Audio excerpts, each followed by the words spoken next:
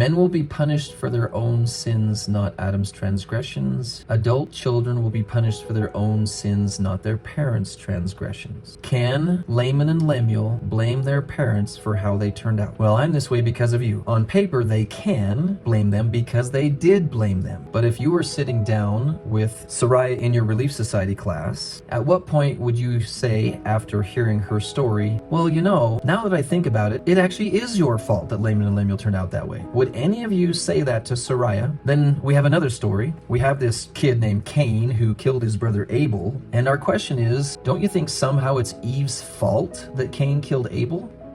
The only reason that you think it's your fault that your kids turn out this way is because of modern social sciences, because none of the conference talks in 50 years have ever blamed you for the way your kids turn out. Because even on the flip side, whenever I talk to a mother who's got a troubled child and an AP student who is doing great at everything, guess which one the mother does not take credit for? Oh, my son's brilliant.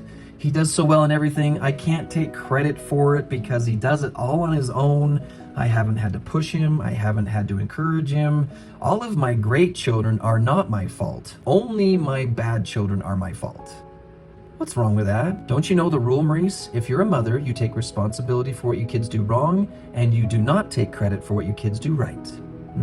We are told that you are a temporary steward over these kids, and God blessed us with the ability to bear children while we were immature and while we were unprepared. He knew we would make mistakes, and all of us would have the opportunity to experience the atonement, to compensate for our weaknesses as mothers, as fathers. And think of yourselves, many of you were raised in not so perfect parenting situations. How much of your behavior do you blame on your parents? Or did you have the maturity somewhere in your early 20s to start going, I probably should take responsibility for my own development and recover from what my parents did wrong so I don't pass it on to the next generation and I don't spend my life blaming my life on other people when I'm 30. Like, who does that? I'm fine if you're 21. I'm kind of okay with it when you're 22. But by the time you're 23, you should not be blaming anything about yourself on your parents. Now, you might make some discoveries, like when you find out that when you're 31, you are repeating something your parents have done and you didn't notice it before because you only had one child. My biggest message for you is believe in the atonement. Believe in the atonement's ability to compensate for your weaknesses. I invite you with your children, starting when the time they first start acting like, I want to be my own parent, I want to be my own person,